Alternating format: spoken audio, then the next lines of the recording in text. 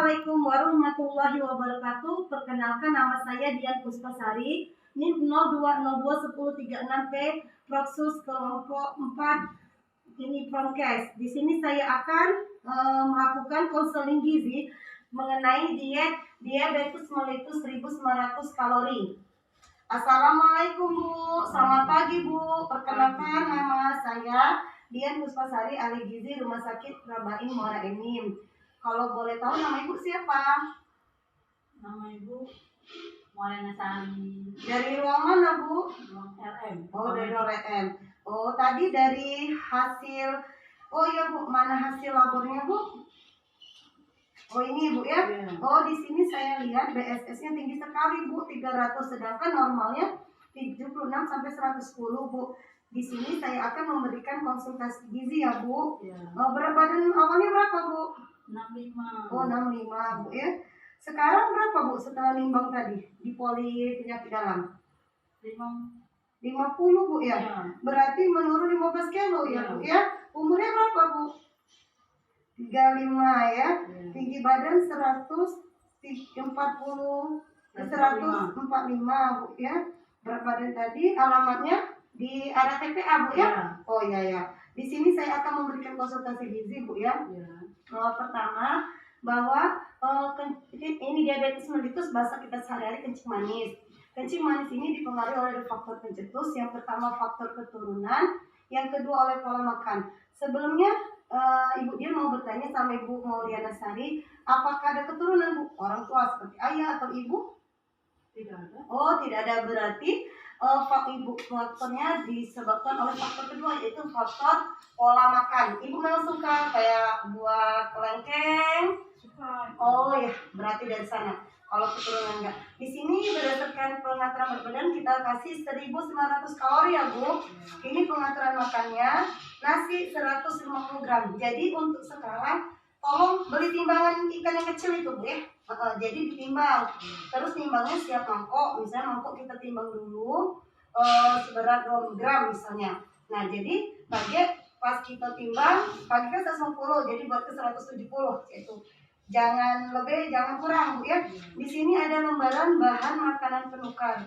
Nasi itu kan sebagai sumber karbohidrat. Namun kita sehari-hari itu sumber tenaga. Nah nasi 150 gram ini seimbang dengan, misalnya kita ganti kentang Bu ya, seimbang dengan 200. Nasi 100 ini. Jadi Bu, kan kalau makan nasi terus pasti bosan kita ganti dengan kentang. Bisa juga Bu, nasinya kita bagi 2 jadi 75, kentangnya kita jadi bagi 100.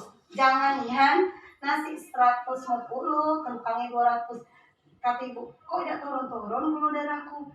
Nah, padahal aku pas sudah minum obat, setelah diteliti, kita ada koobservasi, ternyata dari makanannya udah dipantangi, jadi percuma gue minum obat. Oh ya, sudah, ini nasi tadi Bu ya. Kemudian telur 50 gram. Oh, lagi ditimbang, kalau kasih 1 butir itu 50 gram. Selain telur pasti pengen makan ikan segar, ikan nila, ikan patin, juga 50 gram protein. Kemudian tempe, selain kencing manis ada ya, asam urat dan lain? Ada, oh ya sudah. Tempe 50 gram Bu ya.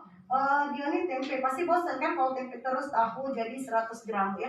Nah, untuk pasien kencing manis sebaiknya banyak memakan buah dan sayur, karena buah dan sayur kan banyak mengandung serat, jadi bisa nurun ke kadar glukosa dalam darah. Sayuran terserah sekehendak mana banyak.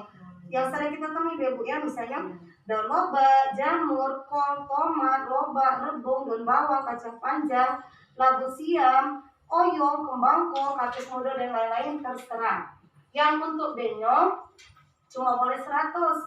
Misalnya Bu ya, bayam, buncis, katu, genjer dan lain-lain, bisa dibaca di rumah Bu ya. Nah, di sini minyak 10 gram bukan yang kita minum, tapi cara mengolahnya.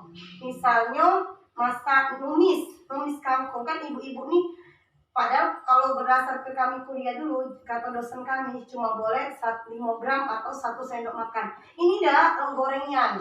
Nah, terus di sini Bu, selingan jam 10 misalnya buah pepaya 100 gram. Makan siang kan kalau ibu-ibu nih kerja.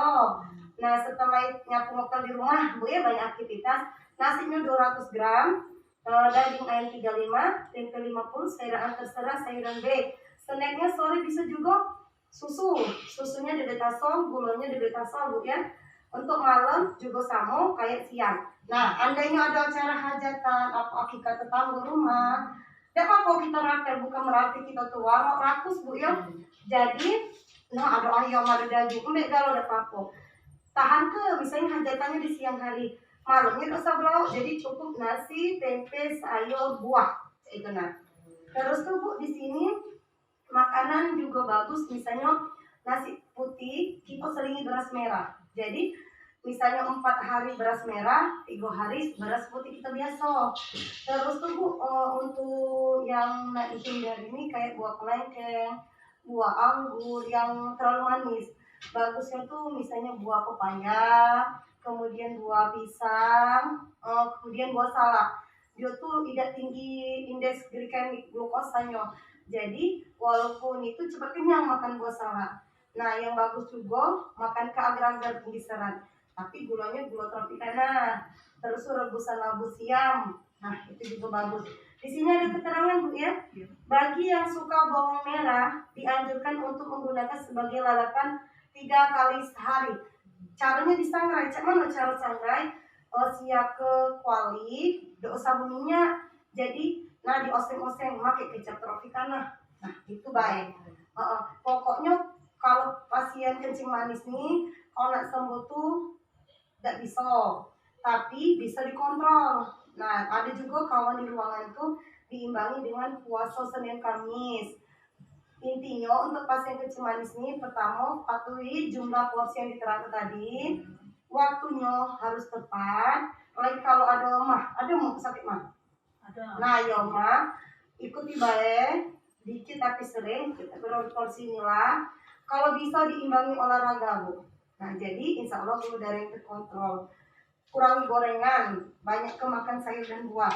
Ini dibawa balik, baca di rumah. Kaget setiap sebulan kali kontrol ke dokter spesialis penyakit dalam, obatnya diminum, dietnya dilaksanakan, insya Allah gula darah terkontrol. Terus tuh berat badan juga dipantau juga. Ya, untuk di sini ada yang ditanya Bu? Terima kasih. Iya Bu, terima kasih ya Bu. Semoga cepat sembuh. Ya, terima kasih. Waalaikumsalam warahmatullahi wabarakatuh. Terima kasih Pak Eko.